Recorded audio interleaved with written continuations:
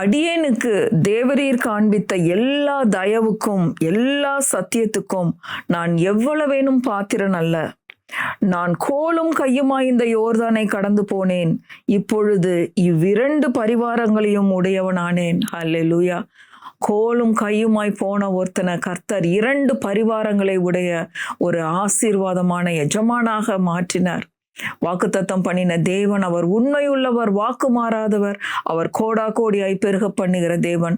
உன் சந்ததியை வானத்து நட்சத்திரங்களைப் போலவும் பூமியின் மணலைப் போலவும் பெருக பண்ணுவேன் என்று சொன்ன தேவன் அப்படியே செய்கிற தேவனாயிருக்கிறார். இன்றைக்கு உங்க வாழ்க்கையிலையும் அப்படியே நடக்க போகுது. கர்த்தர் நல்லவர். பிரியமானவர்களே, இந்த நாள்லையும் இந்த கர்த்தர் உண்டு பண்ணின நாள்ல இந்த அருமையான போதனைகளை கேட்கும்படியாக நான் உங்க ஒவ்வொருத்தரையும் வாழ்த்தி இந்த நாள்ல ஆசீர்வதிக்கிறேன். கர்த்தர் நல்லவர். பாருங்க, இன்றைக்கும் நாம் சத்தியத்துக்குள்ள போலாம்.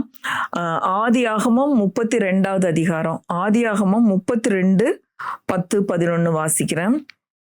அடியேனுக்கு தேவரீர் காண்பித்த எல்லா தயவுக்கும் எல்லா சத்தியத்துக்கும் நான் எவ்வளவேனும் பாத்திரன் அல்ல. பாருங்க, இந்த யாக்கோபு அண்ணனை சேஷ்டபுத்திர பாகத்துல ஏமாத்திட்டான்.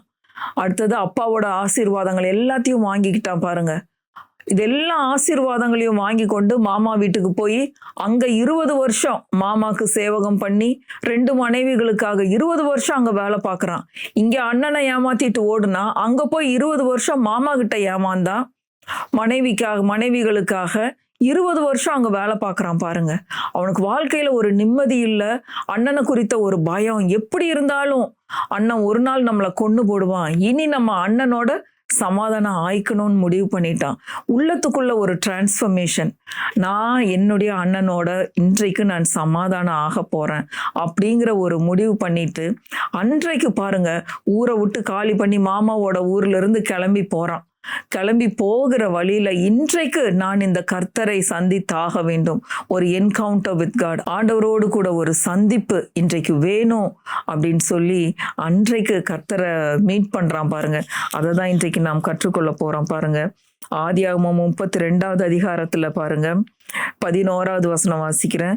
என் சகோதரனாகிய ஏசாவின் கைக்கு என்னை தப்புவியும், அவன் வந்து என்னையும் பிள்ளைகளையும் தாய்மார்களையும் முறியடிப்பான் என்று அவனுக்கு நான் பயந்திருக்கிறேன். அண்ணனுக்கு பயந்திருக்கிறான்.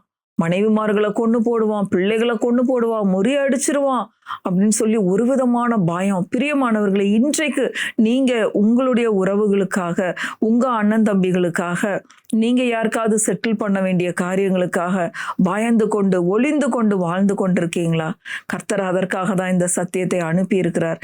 இதுல சொல்லப்படுகிற வார்த்தைகளை இன்றைக்கு நீங்க கர்த்தரோடு கூட ஒரு என்கவுண்டர், அவரோடு கூட ஒரு உறவு இன்றைக்கு நீங்க புதுப்பித்துக் கொள்ளுங்கள். நிச்சயமாகவே உங்களுடைய எல்லா பயங்கள்ல இருந்தும் அவர் உங்களை விடுதலையாக்குகிறது மட்டும் இல்லாம அவர்கள் கண்களில் அவர் தயவு உண்டு பண்ணுகிற தேவனாயிருக்கிறார். உங்களுடைய இருதயம் கர்த்தரோடு கூட சரியாகும் பொழுது, கர்த்தரோடு உங்க உறவு சரியாகும் பொழுது மற்ற உறவுகளின் கண்கள்ல கர்த்தர் தயவு உண்டு பண்ணுகிற தேவனாயிருக்கிறார். இந்த சத்தியம் மிகவும் ஆழமான சத்தியம். கவனமா இந்த வார்த்தைகளை படிங்க. நிச்சயமாய் உங்களுக்கு பிரயோஜனமா இருக்கும். எல்லா பயங்கள்ல இருந்தும் நீங்க விடுதலையாகி ஒரு நிம்மதியான வாழ்க்கையை வாழ்வீர்கள். கர்த்தருடைய ஆசீர்வாதத்தையும் அனுபவிப்பீர்கள். கர்த்தர் நல்லவர். பாருங்க, அப்போ இந்த யாக்கோபு எப்படி ஜெபம் பண்றான்னு பாருங்க. அண்ணன் வந்து என் பிள்ளைங்களையும் என் மனைவிகளையும் முறியடிப்பான் அப்படின்னு சொல்லிட்டு அவ்வளோ பயந்துட்டு, அடுத்தது பாருங்க 12வது வசனம், ஆதியாகமம் 32:12, தேவரீரோ நான் உனக்கு மெய்யாகவே நன்மை செய்து உன் சந்ததியை எண்ணி முடியாத கடற்கரை மணலை போல மிகவும் பெருக பண்ணுவேன் என்று சொன்னீரே என்றான்.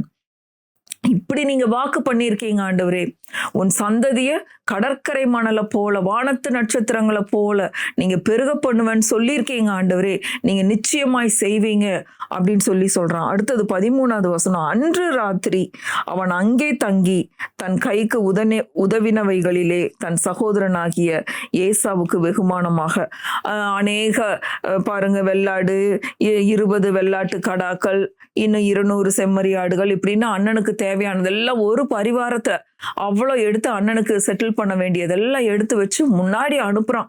ஒருவேளை அண்ணன் படையெடுத்து வரும்போது இதெல்லாம் என்னத்துக்குன்னு கேட்கும்போது, இதெல்லாம் உங்களுக்கு தான் அண்ணா அப்படின்னு சொல்லுங்க அப்படின்னு சொல்லி முன்னாடி போறவங்க கிட்ட சொல்லி எல்லாத்தையும் அனுப்புறான். பாருங்க, அடுத்தது பாருங்க, 19வது வசனம் வாசிக்கிறேன். ஆதியாகமம் 32:19. 2ஆம் 3ஆம் வேலைக்காரனையும் மந்தைகளின் பின்னாலே போகிற அனைவரையும் நோக்கி, நீங்களும் ஏசாவை காணும்போது இந்த பிரகாரமாகவே அவனோட சொல்லி, இதோ உமது அடியானாகிய யாக்கோபு எங்கள் பின்னாலே வருகிறான் என்று சொல்லுங்கள். இந்த வெகுமதி எல்லாம் இது உங்களுக்கு தான், உங்க தம்பி பின்னாடி வந்துட்டு இருக்காருன்னு சொல்லி அண்ணனாகிய ஏசா கிட்ட இது எல்லாத்தையும் சொல்லுங்கன்னு சொல்லி முன்னாடி வெகுமதிகள் எல்லாம் அனுப்புறாங்க. பின்னாடி யாக்கோபு மனைவிகளோட பிள்ளைகளோட பின்னாடி வந்துட்டு இருக்கிறாரு. பாருங்க, முன்னாடி எல்லாம் போயிருச்சு. அந்த ராத்திரி அவன் கர்த்தரோடு கூட பாருங்க எப்படி ஆண்டவரை மீட் பண்றான்னு பாருங்க. 26வது வசனம், அவர் நான் போகட்டும். 25வது வசனமே வாசிக்கிறேன். அவனை 24 வாசிக்கிறேன். யாக்கோபு பிந்தி தனித்திருந்தான். அப்பொழுது ஒரு புருஷன் பொழுது விடியும் அளவும் அவனுடனே போராடி அவனை மேற்கொள்ளாததை கண்டு அவனுடைய தொடைச்சந்தை தொட்டார். அதனால் அவருடனே போராடுகையில் யாக்கோபின் தொடைச்சந்து சுளுக்கிற்று. அவர் நான் போகட்டும், பொழுது விடுகிறது என்றார். அதற்கு அவன், நீர் என்னை ஆசீர்வதித்தால் ஒழிய உம்மை போக விடேன். நீங்க இன்னைக்கு என்ன ஆசீர்வதித்தாகணும் ஆண்டவரே, இல்லைன்னா இன்றைக்கு நான் உங்களை போக விடவே மாட்டேன். இவ்வளவு நாள் நான் பயந்து பயந்து வாழ்ந்துட்டேன்.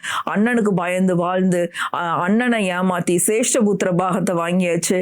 அடுத்தது அப்பா கிட்ட ஏமாத்தி அண்ணன் மாதிரியே தோலை மேலே போட்டுக்கிட்டு போய் ஆசீர்வாதங்கள் எல்லாத்தையும் வாங்கிட்டேன். இத்தனை ஆசீர்வாதங்களோட போய் மாமா கிட்ட 20 வருஷம் ஏமாந்துட்டேன். அவனோட வாழ்க்கையே ஒரே ஏமாற்றமா போயிருச்சு. இனி முடியாத ஆண்டவரே, இன்னைக்கு நீங்க என்ன ஆசீர்வதித்தால் ஒழிய உங்களை நான் போகவே விட மாட்டேன் அப்படின்னு சொல்லி அன்னைக்கு ராத்திரி தனியா வனாந்தரத்துல உட்கார்ந்துடுறான் பாருங்க. உட்கார்ந்து அடுத்தது 27வது வசனம், அவர் உன் பேர் என்ன என்று கேட்டார். யாக்கோபு என்றான். அப்பொழுது அவர், உன் பேர் இனி யாக்கோபு எனப்படாமல் இஸ்ரவேல் எனப்படும், தேவனோடும் மனிதரோடும் போராடி மேற்கொண்டாயே என்றார். அந்த நாள்ல கர்த்தர் அவனை ஆசீர்வதித்து அவனுடைய பேரை மாற்றுகிறார்.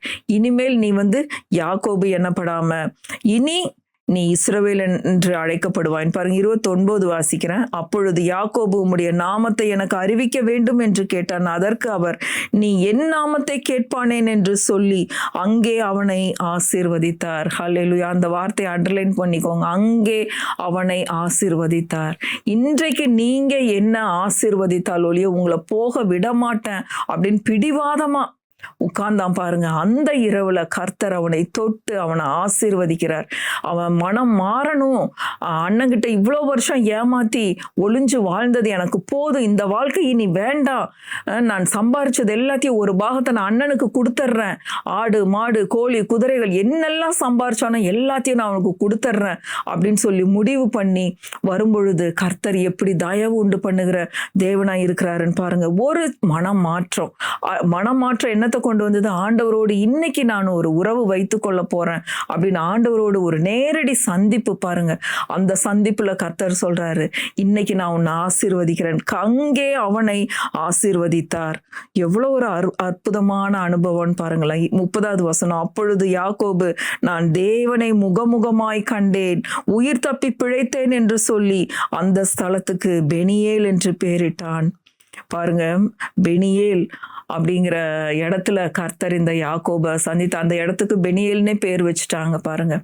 கர்த்தர் எவ்வளோ நல்லவர் பிரியமானவர்கள். இன்றைக்கு நீங்க உறவுகள் மத்தியில, உங்க கூட பிறந்தவங்க மத்தியில, சொந்தக்காரங்க மத்தியில நிறைய காரியங்களை வாங்கி செலுத்த முடியாம கஷ்டப்பட்டுட்டு அவமானப்பட்டுட்டு நிந்தைக்குள்ளாகி இருக்கீங்களா? இன்றைக்கு நீங்க ஒரு மனம் மாற்றம், கர்த்தாவே நான் உங்களோடு இன்றைக்கு ஒரு உறவை எனக்கு நீங்க புதுப்பித்து கொடுங்க, நீர் என்னை ஆசீர்வதித்தால் ஒழிய நான் உங்களை போக விட மாட்டேன். யாக்கோபு உட்கார்ந்தது போல கர்த்தருடைய சமூகத்துல நீங்க காத்துருங்க. அவரிடத்துல நீங்க உறவு வைத்து கொள்ளும் பொழுது அவர் நிச்சயமாய் உங்களை ஆசீர்வதிக்கிற தேவனாய் இருக்கிறார். உங்களோட இருதயத்தை அவருக்கு நேராக நீங்க சரியாக்கும் பொழுது நிச்சயமாகவே அவர் உங்களை ஆசீர்வதிக்கிற தேவனாய் இருக்கிறார். அது மட்டும் இல்ல, ஆசீர்வாதங்கிறது பாருங்க எப்படிப்பட்ட தயவுகளை உண்டு பண்ணுது. 33வது அதிகாரம் 9-10வது வசனம் வாசிக்கிறேன். அதற்கு ஏசா, என் சகோதரனே, எனக்கு போதுமானது உண்டு, உன்னுடையது உனக்கு இருக்கட்டும் என்றான். என்னோடது எனக்கு போதுமானது இருக்குதுப்பா, உன்னோடது உங்ககிட்டயே இருக்கட்டும் அப்படின்னு சொல்லி அண்ணங்காரர் சொல்லிடுறாரு. எப்படிப்பட்ட தயவுன்னு பாருங்க. அடுத்தது 10வது வசனம், அதற்கு யாக்கோபு, அப்படி அல்ல, உம்முடைய கண்களில் எனக்கு தயவு கிடைத்ததே, ஆனால் என் வெகுமதியை என் கையிலிருந்து ஏற்றுக்கொள்ளும். நீர் என்மேல் பிரியமானீர். நான் உம்முடைய முகத்தை கண்டது தேவனுடைய முகத்தை கண்டது போல இருக்கிறது. தேவன் எனக்கு அனுக்கிரகம் செய்திருக்கிறார். வேண்டியதெல்லாம் எனக்கு உண்டு. ஆகையால் உமக்கு கொண்டு வரப்பட்ட என் காணிக்கையை ஏற்றுக்கொள்ளும் என்று சொல்லி அவனை வருந்தி கேட்டுக்கொண்டான். அப்பொழுது அவன் அதை ஏற்றுக்கொண்டான். ஹல்லேலூயா. பாருங்க, அண்ணன் தம்பி உறவு பலப்பட்டுருச்சு. தம்பி கொடுக்கறதெல்லாம் அண்ணன் வேண்டாம், எனக்கு போதுமானது இருக்குன்னு சொல்றாரு. ஆனா தம்பி என்ன சொல்றாரு, இல்லைன்னா இது உங்களுக்கு தான், இதை நீங்க ஏற்றுக்கொண்டுதான் ஆகணும், ஆண்டவர் எனக்கு ஏராளமா கொடுத்துருக்கிறாரு அப்படின்னு சொல்லி அந்த நாள்ல 2 பேத்துக்குள்ளேயும் ஆண்டவர் உறவை புதுப்பித்து கொடுக்கிறார். நாம் கர்த்தரோடு கூட நம்மளுடைய உறவை புதுப்பித்து கொள்ளும் பொழுது, ஆண்டவரே இந்த ஏமாத்தின காரியங்கள் எல்லாம் எனக்கு ஒன்றும் வேண்டாம், நீர் என்னை ஆசீர்வதிங்க, அந்த ஆசீர்வாதம் எனக்கு போதும் அப்படின்னு சொல்லி இவன் கர்த்தருடைய சமூகத்துல வந்து தன்னுடைய நிலைமையை அப்படியே ஆண்டவருக்கு வெளிப்படுத்தும் போது அண்ணனுடைய கண்கள்லையும் தயவு உண்டு பண்ணுகிற தேவனாய் இருக்கிறார். பிரியமானவர்களே, நிச்சயமாகவே இந்த வசனங்கள், இந்த சத்தியம் உங்களுக்கு பிரயோஜனமா இருக்கும்னு நான் நினைக்கிறேன், விசுவாசிக்கிறேன். நிச்சயமாகவே ஆண்டவர் சும்மா இந்த வார்த்தைகளை அனுப்பி இருக்க மாட்டார். நீங்க இப்படிப்பட்ட துன்பங்களினூடாக ஒருவேளை கடந்து சென்று கொண்டிருக்கலாம். இந்த வார்த்தைகளை விசுவாசிங்க. கர்த்தருடைய ஆசீர்வாதம் உங்க மேல இருக்குது. கர்த்தர் இப்படியாக தயவை பெருக பண்ணுகிற தேவனாய் இருக்கிறார். யார் யாருக்கு பயந்து ஒளிந்து வாழ்ந்து கொண்டு இருக்கீங்களோ அவங்க கண்கள்ல கர்த்தர் உங்களுக்கு இந்த நாள்ல தயவை பெருக பண்ணுகிற தேவனாய் இருக்கிறார். நீங்க உங்களுடைய உறவை கர்த்தரோடு கூட சரி பண்ணுங்க. கர்த்தர் நல்லவர், அவரை துதியுங்கள், அவர் கிருபை என்றும் உள்ளது. ஆமென், ஆமென், ஆமென்.